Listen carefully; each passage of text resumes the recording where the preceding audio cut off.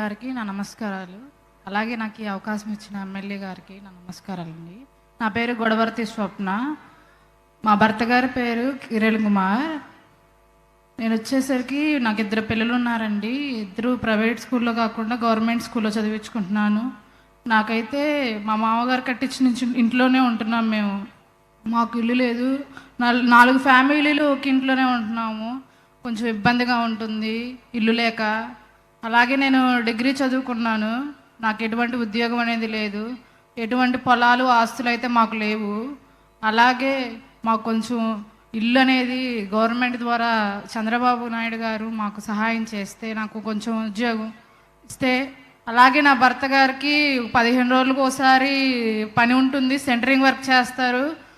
తనకి పని కొంచెం రోజులు పిలుస్తారు, కొంచెం రోజులు పిలవరు. అలాగే తనకి ఏదన్నా సెంటరింగ్ చెక్ అనేది ప్రొవైడ్ చేస్తే మేము కొంచెం బంగారు కుటుంబంలో కొంచెం ముందుగా ఎదుగుతామని కోరుకుంటున్నాను. మీరు మాకు సహాయం చేస్తారని ఆశిస్తున్నాం సార్. గొడవర్తి స్వప్న సార్. స్వప్న గారిని డేటా ఎంట్రీ వచ్చన్నారు. డేటా ఎంట్రీయే కాదమ్మా, నిన్ను తీసుకుని నీ స్కిల్స్ అప్గ్రేడ్ చేసి నిన్ను ఒక క్లౌడ్ ఇంజనీర్ని చేసే బాధ్యత నాది. Thank you sir. ఇప్పుడు ఈ అమ్మాయిని చూశారు, మీరందరూ గుర్తుపెట్టుకోవాలి. ఒక ఎస్సీ కుటుంబం, మాల కుటుంబం, అవునమ్మా?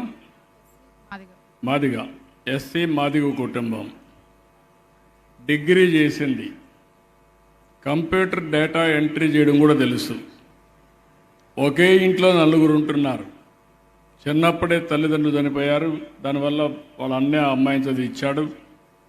ఆ అమ్మాయిని చూసిన తర్వాత ఇప్పుడు మార్గదర్శి ఈయన వచ్చి ఒక మాట అన్నాడు, నేను నిన్ను క్లౌడ్ ఇంజనీర్ చేస్తానంటే దానిపైన మీరు ఒకసారి గుర్తుపెట్టుకోండి.